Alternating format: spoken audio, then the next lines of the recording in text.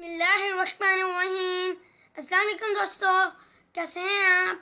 आज मैं आपको परिंदों के बारे में बताऊंगा।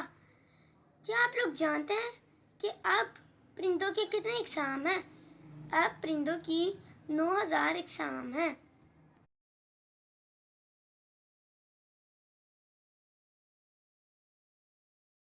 क्या आप लोग जानते हैं कि परिंदे दो तरह के होते हैं, एक उड़ने वाले और एक दौड़ने वाले।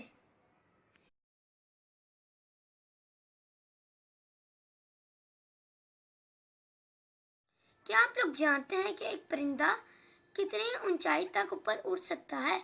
एक परिंदा 37,000 फुट तक ऊपर उड़ सकता है।